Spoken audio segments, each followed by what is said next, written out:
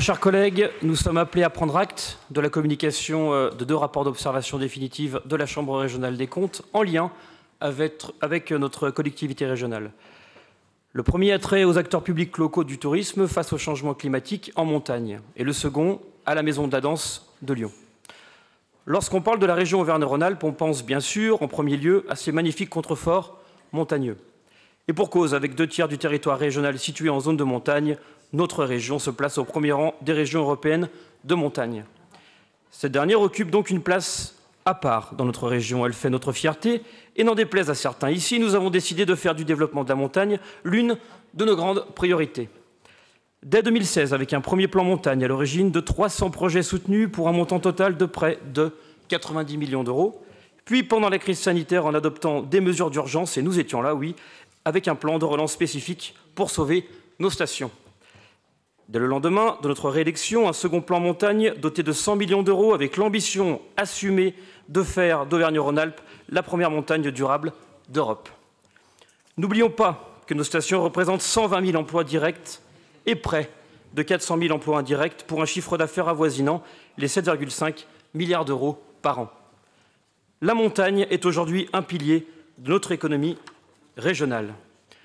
Nous allons donc continuer à investir pour toujours mieux valoriser la montagne de demain. Une montagne durable, disons-le, attractive, été comme hiver, et respectueuse de son environnement.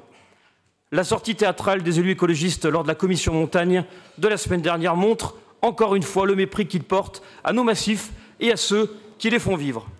Pour l'extrême gauche, il faudrait mettre nos alpages et nos cimes sous cloche, engager le chemin de la décroissance, abandonner nos stations de ski. L'opposition écologiste essaie aujourd'hui d'instrumentaliser le rapport de la CRC pour attaquer et critiquer nos plans montagne et tourisme, dire que nous sommes responsables du déneigement et, disons-le franchement, du dérèglement climatique. Sauf que la CRC a mené la même étude dans les autres régions, Bourgogne-Franche-Comté, Nouvelle-Aquitaine, Occitanie et Provence-Alpes-Côte d'Azur, avec à l'arrivée les mêmes conclusions, les mêmes recommandations. Nos acteurs de la montagne savent bien, eux, passionnés, engagés et pragmatiques qu'ils sont, la réalité et l'importance de l'aide et de l'accompagnement de la région. Ils savent qu'ils peuvent compter sur nous, que nous ne les abandonnerons pas, que nos montagnes, c'est l'identité et la fierté d'Auvergne-Rhône-Alpes. Nous sommes à présent tournés avec eux vers l'organisation des Jeux olympiques et paralympiques d'hiver 2030, un événement qui apportera la démonstration que nous pouvons, dans nos massifs, porter de grands projets fédérateurs tout en respectant l'environnement, en préservant la biodiversité, en luttant contre le réchauffement climatique et en proposant des jeux soutenables financièrement, car oui, cela est possible, Monsieur le Président. Nous allons relever le défi et organiser les premiers Jeux d'hiver durables au monde. Des jeux connectés également, parce que si Mme Vallaud-Belkacem était à la tête de notre région, nous organiserions les premiers Jeux au monde limités à 3 gigaoctets d'Internet par personne, ambiance. Enfin, chers collègues, l'occasion nous est donnée à travers le rapport de la Chambre régionale des comptes sur la Maison de la Danse de Lyon de pouvoir réaffirmer notre soutien au monde culturel et par là même de couper court aux allégations des oppositions. Que ce soit dit, Monsieur le Président, la région n'a jamais autant fait pour la culture depuis que vous présidez notre collectivité. J'ai d'ailleurs quelques citations récentes.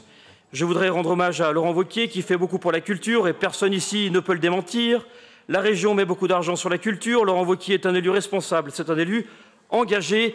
Fin de citation, ce n'est pas moi qui le dis, mais la ministre Dati en personne lors de son déplacement au Festival du court-métrage à Clermont-Ferrand le 10 février dernier. Et oui, mesdames et messieurs, cette reconnaissance par la ministre de la Politique culturelle menée par la région est une réponse à tous ceux qui voudraient faire croire que la culture est notre variable d'ajustement budgétaire, parce que c'est totalement faux.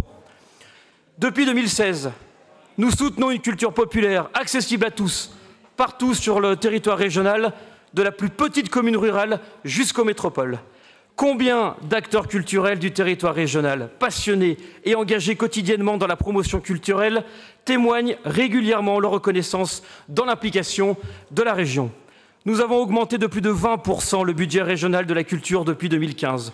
Nous soutenons chaque année plus de 500 festivals partout sur le territoire, sans oublier nos plans filières qui permettent à de nombreuses industries comme le livre, le cinéma, le spectacle, la danse de se développer et de rayonner. Oui, jamais la région n'a autant fait pour l'accès à la culture en Auvergne-Rhône-Alpes. Et ce n'est pas la direction de la Maison de la Danse qui dira le contraire. Nous serons toujours un partenaire de premier plan pour le monde de la culture, sans sacrifier la qualité et l'excellence. Je vous remercie, Monsieur le Président.